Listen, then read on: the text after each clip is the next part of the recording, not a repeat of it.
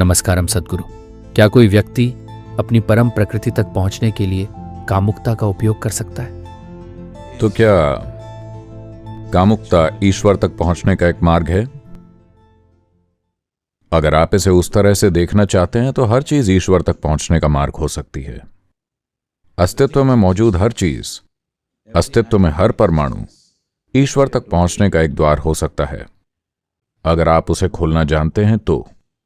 उस मायने में हां, कामुकता भी ईश्वर तक पहुंचने का एक द्वार है। किसी के द्वारा इसके बारे में बात करने का कारण यह है कि कई तरीकों से ये आपकी जीवन ऊर्जा का कुछ हिस्सा आपकी कामुकता को समर्पित है, जब तक कि आप इसे रूपांतरित नहीं करते। यह स्वाभाविक है, यह सुनिश्चित करने के लिए कि प्रजनन क्रिया हो और नस्ल सुरक्षित रहे, मानव जाति कायम रहे। आपकी ऊर्जा का कुछ हिस्सा स्वाभाविक रूप से यौन प्रक्रिया को समर्पित है। जिंदा रहने के संदर्भ में प्रजनन जीवित रहने का एक महत्वपूर्ण हिस्सा है, क्योंकि जीवित रहना सिर्फ आपके शरीर के बारे में नहीं है।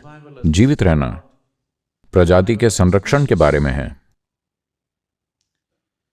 तो जब जीवित रहने की प्रवृत्ति प्रजातियों के बारे में होती है तो स्वाभाविक रूप से कामुकता के लिए एक खास ऊर्जा समर्पित होती है। जब तक कि आप इसे सचेतन रूपांतरित नहीं करते, यह सिस्टम में मौजूद रहती है। आप इसे नकार नहीं सकते। हो सकता है कि अलग अलग लोगों में यह अलग अलग हद तक हो सकता है कि उसी हद तक ना हो। कुछ लोगों में यह बहुत प्रबल हो सकती है, कुछ लोगों में यह बस एक गुजरने वाला दौर हो सकता है। तो क्या हम कामुकता को ईश्वर तक पहुंचने के मार्ग के रूप में इस्तेमाल कर सकते हैं?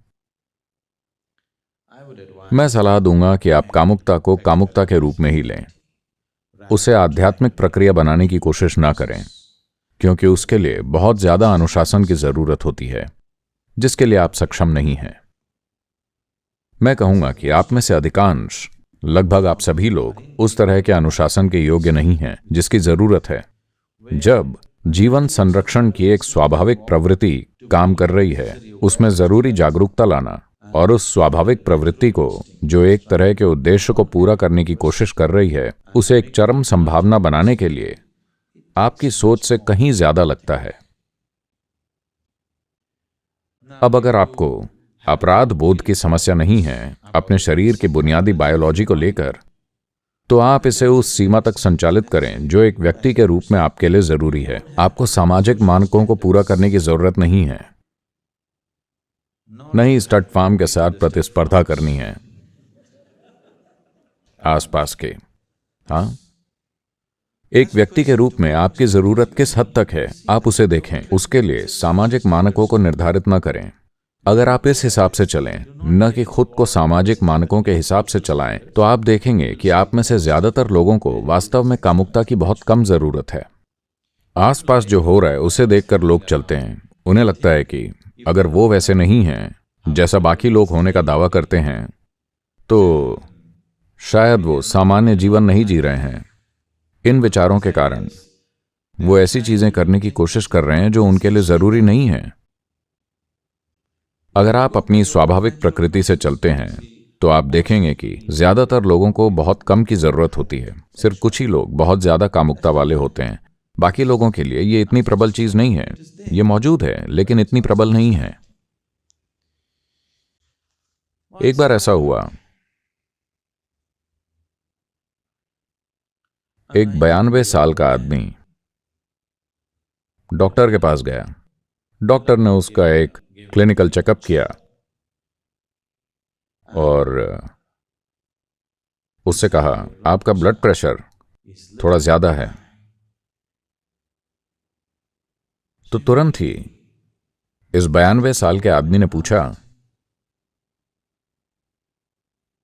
क्या इसका मतलब है कि मुझे अपनी सेक्स लाइफ छोड़नी होगी? डॉक्टर ने पूछा, वैसे कौन सी? इसके बारे में सोचना या इसके बारे में बात करना? दुनिया इसके बारे में कुछ ज्यादा ही सोच रही है। वो इसके बारे में बहुत ज्यादा सोच रहे हैं। यह स्वाभाविक नहीं है। कामुकता आपका बस एक छोटा सा हिस्सा है। इस भौतिक शरीर में भी कामुकता आपके शरीर का बस एक छोटा सा हिस्सा है ना? ये इतना बड़ा क्यों हो गया? सिर्फ गलत सोच के कारण। सबसे पहले आपने आदमी या औरत की सरल बायोलॉजी को वैसे ही स्वीकार नहीं किया है जैसी वो है। आप इसे कुछ और ही बनाने की कोशिश कर रहे हैं, है ना? अगर आप मानव शरीर को बस वैसे ही देखें जैसा वो है, तो उसमें बहुत ज्यादा कामुकता नहीं है। लेकिन अब ये लोगों के दिमाग में एक विकृति बन गई है, क्योंकि सही और गलत, अपराध बोध और सजा की सोच और जो भी बकवास, ये बहुत बड़ी हो गई है। अगर आप इसे अपने जीवन में बस एक हिस्से के रूप में स्वीकार करते हैं, तो ये आपके जीवन का एक बहुत छोटा हिस्सा है। तब आप ये नहीं सोच रहे होंगे कि दिव्य तक पहुंचने के लिए अपनी कामुकता का उपयोग कैसे करें। कई दूसरी चीजें कहीं ज्यादा महत्वपूर्ण भूमिका निभा रही हैं, है ना? खाना, टॉयलेट जाना, उसमें कामुकता से ज्यादा भागीदारी है। क्या ऐसा नहीं है? आपने ऐसा क्यों नहीं सोचा? Can I use my going to the toilet process as a way to the ultimate? It's more essential, isn't it? क्या मैं अपनी टॉयलेट जाने की प्रक्रिया को परम तक पहुंचने के तरीके के रूप में इस्तेमाल कर सकता हूं? यह ज्यादा जरूरी है ना? क्या यह ज्यादा बाध्यकारी नहीं है? क्या यह ज्यादा व्यवस्थापूर्ण नहीं है? तो आपने ऐसा क्यों नहीं सोचा? हम कैसे इस्तेमाल करें पेशाब करने को परम तक पहुंचने के लिए? ऐसा विचार कभी नहीं आया, है ना?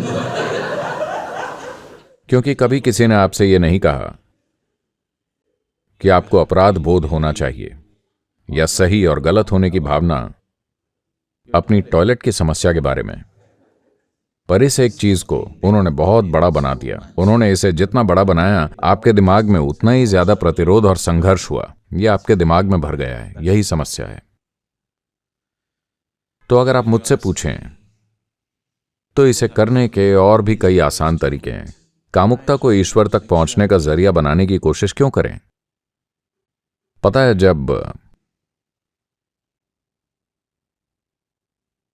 जब हमने ईशा में बिजनेस गतिविधि शुरू की, तो हम सोच रहे थे कि इसे क्या नाम दिया जाए। उन्होंने कई नाम सुझाए। मैंने कहा बिल्कुल नहीं, हम इसे ईशा बिजनेस कहेंगे। वो बोले ये कुछ ज्यादा ही स्पष्ट है। मैंने कहा मैं यही चाहता हूं कि यह स्पष्ट हो, क्योंकि अगर आप और कुछ कहते हैं तो लोगों के मन में हर तरह के विचार आएंगे। लोगों का मानना है कि ईशा में सिर्फ सेवा होती है, और अगर आप बिजनेस करते हैं तो लोग आपके साथ व्यापार करने आएंगे और उम्मीद करेंगे कि आप उनके साथ धर्म करें। तो मैं चाहता था कि नाम से ही यह बहुत स्पष्ट हो, ईशा बिजनेस। हम व्यापार कर रहे हैं, इस बारे में कोई संदेह नहीं रखिए, और न ही हमें इस बारे में कोई पछतावा है। तो यही आपके लिए है। अपनी आध्यात्मिकता को अलग संभालें और अपनी कामुकता को अलग। वो आपस में जुड़े हुए नहीं हैं। क्या मैं उन्हें जोड़ सकता हूं? हाँ, आप हर चीज को आध्यात्मिकता से जोड़ सकते हैं, संभव है। मैं मना नहीं कर रहा हूं, लेकिन एक कठिन रास्ता क्यों चुने? ऐसा रास्ता क्यों चुने जिसमें इतनी विवशता है, और उसे सचेतन बनाने की कोशिश करें? उसके बजाय सचेतन होने के दूसरे आसान तरीके मौजूद हैं।